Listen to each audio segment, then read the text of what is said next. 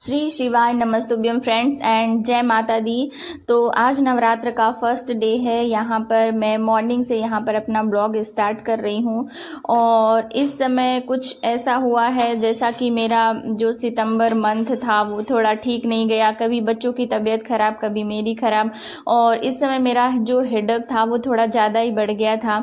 तो मैं यहाँ पर गई थी हॉस्पिटल, मतलब डॉक्टर के पास गई थी दिखाने। तो डॉक्टर ने मतलब कि उन्होंने पूछा कि क्या है, कैसा है, सब कुछ पूछा। और जैसे कि मेरा बेटा भी गया था साथ में, तो बस ऐसा बोला कि शायद तुम टेंशन ले रही हो, और फिर पूछा कि तुम इस समय क्या कर रही हो। तो मैंने बताया कि मैं यहाँ पर थोड़ी सी मतलब कि उन्होंने पहले तो मेरी फर्स्टली एजुकेशन पूछी, क्योंकि वो होम्योपैथी डॉक्टर थे और मुझे तो ऐसा लग रहा था जैसे वो साइकोलॉजिस्ट हो। होम्योपैथी तो ठीक है, मतलब कि वो सारा कुछ जान रहे थे। कि पहले उन्होंने पूछा कि क्या चल रहा है, क्या है, कैसा है। तो मैंने बताया मैंने ये किया है, तो मतलब मैंने एमएससी किया है। तो फिर बोले तो क्या कर रही हो, तो बस मैंने बताया कि ऐसा है, अभी मैं प्रिपरेशन कर रही हूँ।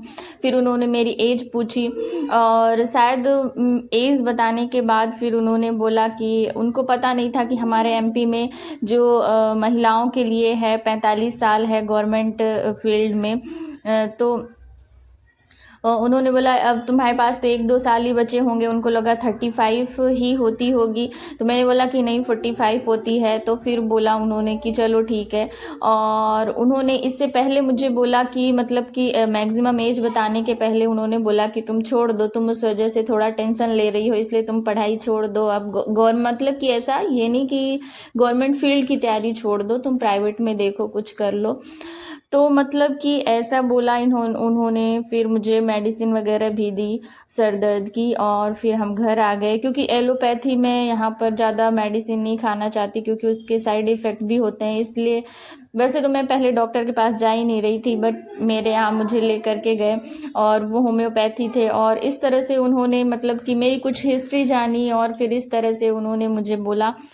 तो मतलब कि 1-2 दिन तो मैं बस यही सोचती रही कि अब क्या करूं, कैसा है। मतलब कि एक तो इतनी मुश्किल से हम यहाँ पर स्टडी करते हैं और फिर अगर कोई ऐसा बोल देता है तो थोड़ा सा हमारे मन में।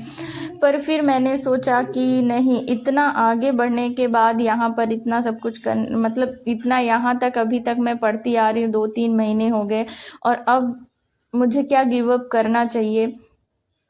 तो आप लोग भी एक बार मुझे कमेंट करके ज़रूर बताइएगा कि आप लोग क्या सोचते हैं। मैं कि मुझे गिव अप करना चाहिए, छोड़ देना चाहिए, या फिर कंटिन्यू रखना चाहिए। बट मैंने जो डिसाइड किया है मुझे कंटिन्यू ही रखना है। अब मैं पीछे यहाँ पर कदम नहीं हटाने वाली हूँ।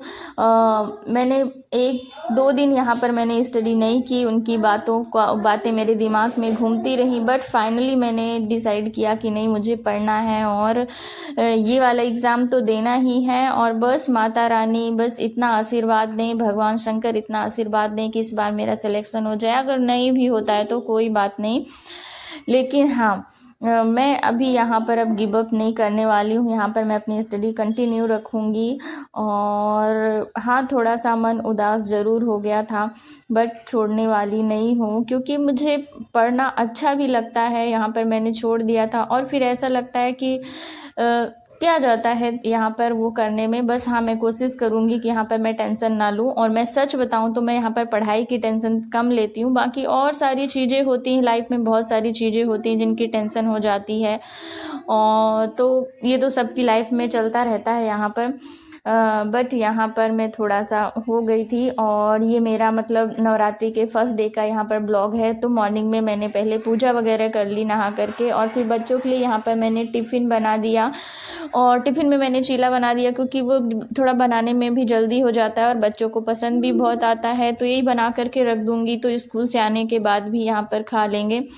और फिर मैं बच्चों को छोड़ करके आ गई थी पूजा करने के बाद। फिर टाइम हो गया था पूजा करने और चिल्ला बनाते बनाते, यहाँ पर टाइम हो गया था। तो उनको उठा करके रेडी करके उनको स्कूल छोड़ आए, और यहाँ पर मैं बैठी थी पढ़ने।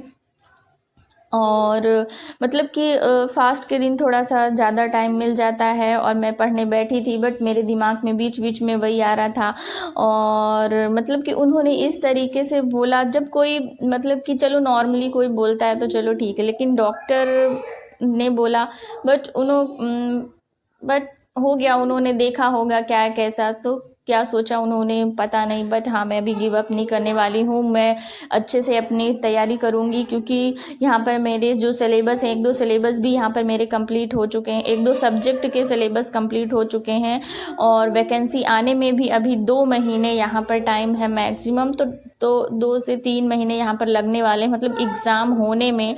तो यहाँ पर अभी मेरे पास पूरा टाइम है यहाँ पर पढ़ने का। तो ऐसा भी नहीं है कि मैंने कुछ पढ़ा नहीं है या यहाँ पर कुछ अभी बिल्कुल टाइम नहीं है, तो इसलिए मैं यहाँ पर कोशिश करूँगी कि मैं अच्छे से, यहाँ पर अभी टाइम है तो जल्दी से मैं पहले अक्टूबर अपना सिलेबस कंप्लीट करूँ, और उसके बाद फिर यहाँ पर अपना रिवीज़न और प्रैक्टिस यहाँ पर स्टार्ट रखूँ।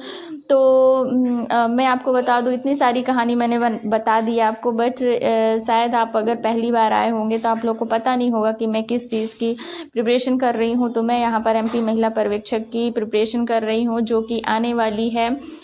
तो मतलब कि जैसे अभी वर्ग 3 की आ गई है, जिसकी अगस्त में एग्ज़ाम होने वाला था, लेकिन अभी सितंबर में यहाँ पर नोटिफिकेशन आया है, नवंबर में एग्ज़ाम है। तो मतलब कि ऐसा ही इसका जैसे अक्टूबर में एग्ज़ाम होने वाला था, तो नवंबर में मान लीजिए, अगर अक्टूबर में अभी नोटिफिकेशन आ गया तो यहाँ पर दिसंबर में एग्ज़ाम हो जाएगा, अगर अक्टूबर में नहीं आता तो नवंबर में आता है तो यहाँ पर जनवरी में एग्ज़ाम हो जाएगा। बट आएगा ज़रूर, क्योंकि अभी प्रोसेस स्टार्ट हो चुकी है।